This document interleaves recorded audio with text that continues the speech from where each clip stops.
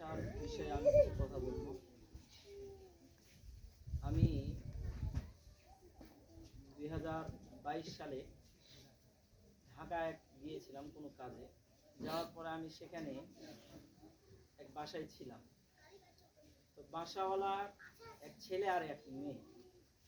তো বাসাওয়ালার যেটা ছেলে ছিল ওনাকে ভর্তি করেছে জাহাঙ্গীরনগর বিশ্ববিদ্যালয়ের ভিতরে এক প্রাইমারি স্কুল আছে, ওখানে ভর্তি করেছে। কত টাকা খরচ হয়েছে? 50,000 টাকা লেগেছে ভর্তি করতে।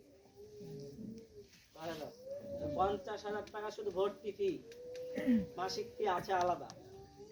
তো ওনার ছেলেকে আমি দেখলাম যে ওখানে ছিলাম, তখন দেখলাম যে সকাল থেকে ওই মানে মালিকের মানে অফিস ছুটি ছিল, সকাল থেকে নিয়ে মনে করেন আসর পর্যন্ত শুধু মানে একটা শব্দ শিখাচ্ছে, বাংলা ওয়ানের একটা শব্দ শিখাচ্ছে। হ্যাঁ, একটা কথা। তো ওই কথাটা সারাদিন শিখাচ্ছে কিন্তু শিখাইতে পারছে না সারাদিন।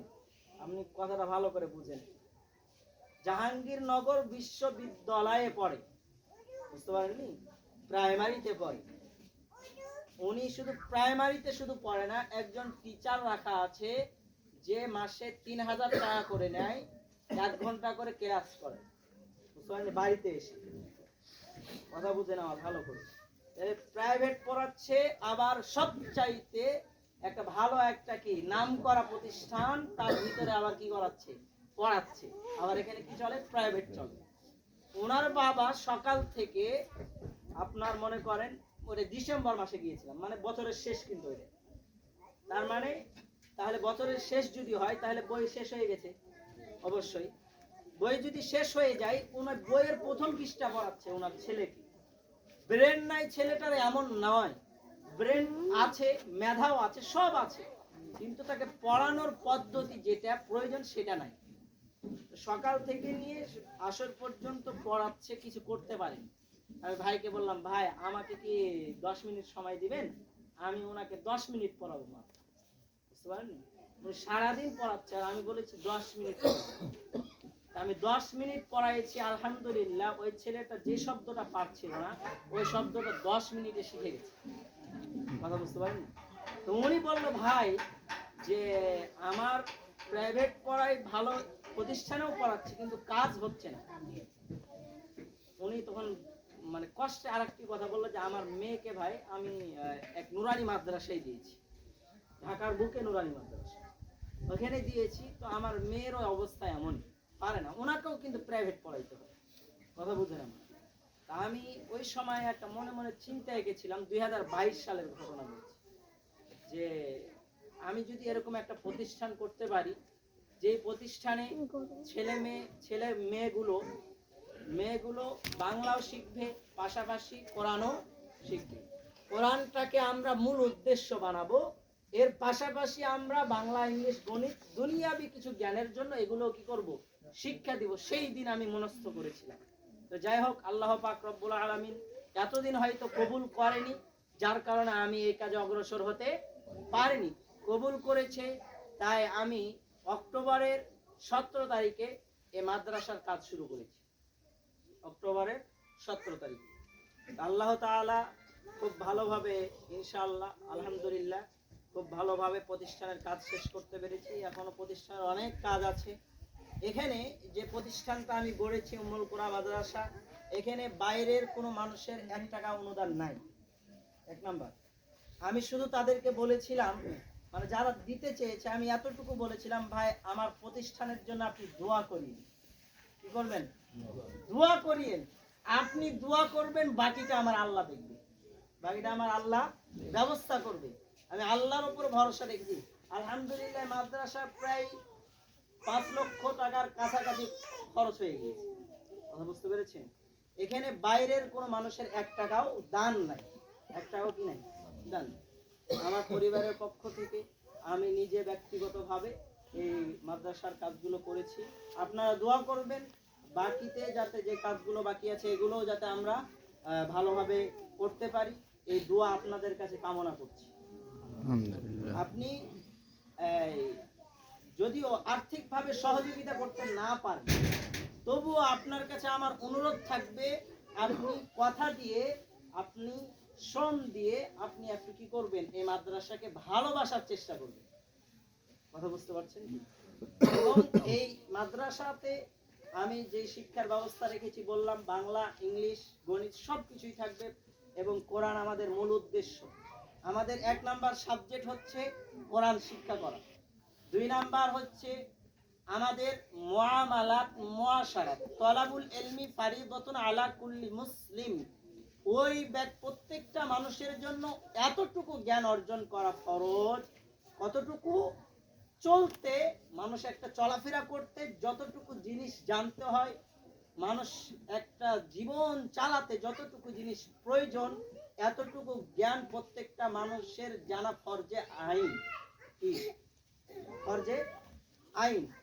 ফরজে আইন মানে কি? নামাজ পড়া ফরজে আইন, কথা বুঝতে পারলেন? রোজা রাখা ফরজে আইন, যাকাত দেওয়া ফরজে আইন, টাকা থাকলে হজ করাও কি ফরজে আইন, কথা বুঝতে পারছেন? জানাজার নামাজ পড়া ফরজে আইন নয়। জানাজার নামাজ পড়া কি ফরজে আইন না, এটা ফরজে কেফায়া। এটা কি কেফায়া? একটা গ্রামে একজন মানুষ মারা গিয়েছে, ওখানে কিছু সংখ্যক মানুষ গিয়েছে, কিছু সংখ্যক যায়নি, এর জন্য পাপ হবে না। এর জন্য কি হবে না? পাপ হবে না। গেলে কি হবে? নেকি হবে। কথা বুঝতে পারছেন কি আমার? তাহলে ওটা হলো ফরজে কেফায়া। এবার আসেন, তাহলে এতটুকু জ্ঞান শিক্ষা করতে হবে।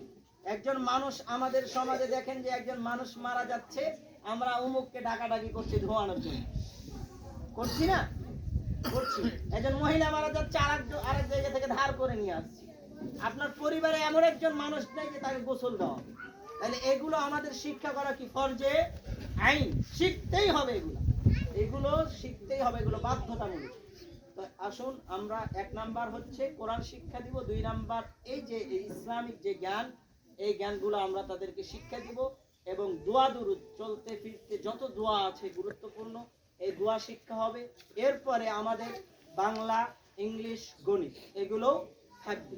আপনারা দোয়া করবেন প্রতিষ্ঠানের জন্য, যাতে এই প্রতিষ্ঠানের আমি 5 লক্ষ টাকা প্রায় খরচ করেছি।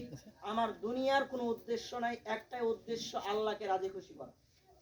আগে রাজি খুশি করা, আল্লাহকে রাজি খুশি করা। আমি 2 মাস থেকে এখানে বসে আছি এই প্রতিষ্ঠানের জন্য। আমি যদি বাইরে থাকতাম, না হলেও আমি 30,000 টাকা পেতাম।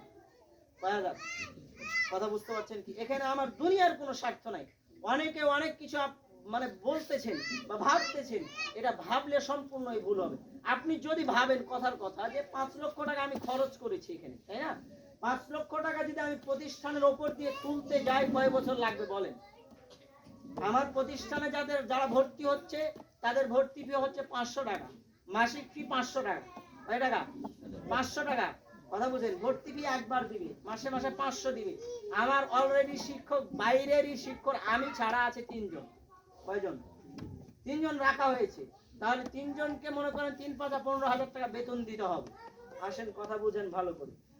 15,000 টাকা আমাকে দিতে হবে। এবার যদি আমার মনে করেন ছাত্র 30 জন হলো, কয়জন? আমি টাকা পাবো কত হাজার? আমার কথা ভালো করে বুঝিয়ে। 15,000 পাবো। তাহলে 15,000 কাকে দিব?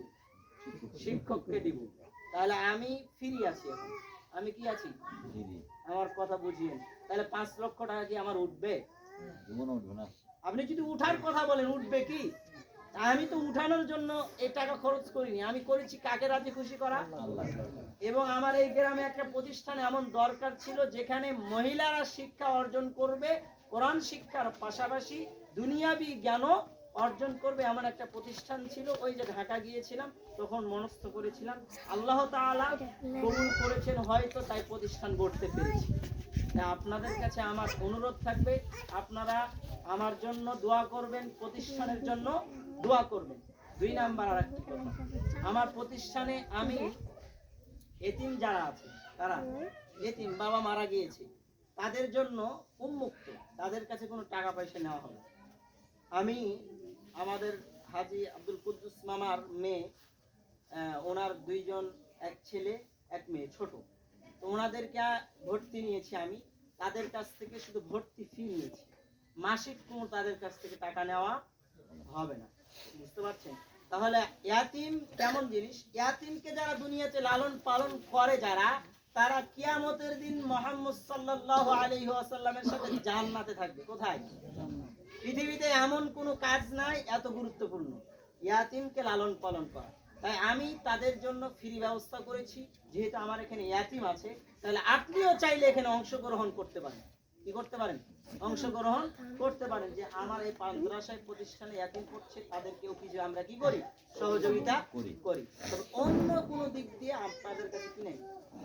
সহযোগিতা কামনা করতে। শুধু আপনি মৌখিক এবং অন্তর দিয়ে এই প্রতিষ্ঠানকে ভালোবাসবেন, এটাই আপনাদের কাছে আমার চাওয়া পাওয়া।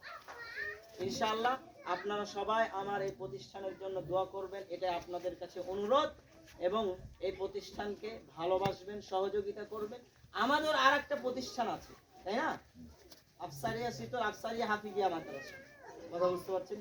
এখানে আমার কাছে একজন শেখপাড়ার এক লোক প্রায় ভর্তি করবো ওনার ছেলেকে। আমি জিজ্ঞেস করলাম, ভাই আপনার ছেলের বয়স কত? উনি বলছে উনি 5 পাস করে ফেলেছে। কি পাস? আমি বলেছি ভাই আমার এখানে ওনাকে ভর্তি নেওয়া যাবে না, আপনি কি করেন? আপনি ওখানে চলে যান। আমার কথা বুঝিয়েন আপনি। তাহলে এখানে অনেকেই বলছে যে মাদ্রাসা একটা থাকতে আর একটা খুলেছে। কথা বুঝিয়েন। তাহলে আমি কেন তাকে বললাম? এই কিছুদিন আগে রমজান হুজুর ছিল আমার সামনে, তো আরেকজন ছেলে ভর্তি করবে আপনাদের নলাহার পাড়া। আমাকে বলছে, তা আমি বলছি ভাই আমার এখানে বড় ছেলে নেওয়া হয়, ছোট যারা একেবারে ছোট তাদেরকে কি করা হয়? নেওয়া হয় ছেলে, আর মেয়ে বড় হোক সমস্যা নেই। তা আমি তাকে বললাম ভাই আপনি কি করেন? ওই জায়গায় ভর্তি করেন। কথা বুঝতে পারেন? তো সুতরাং আমার এখানে ওটাকেও আমি ভালোবাসি, এটাকেও আমি ভালোবাসি। তা আপনি ওটাকেও ভালোবাসবেন, এটাকেও ভালোবাসবেন। এবং ওটার জন্য যেমন দোয়া করেন, এটার জন্য কি করবেন? দোয়া করবেন। আল্লাহ তাআলা এই প্রতিষ্ঠানকে যেন দ্বীনি প্রতিষ্ঠান হিসাবে কিয়ামত পর্যন্ত আল্লাহ তাআলা অব্যাহত রাখে। সবাই বলে আল্লাহুম্মা আমিন।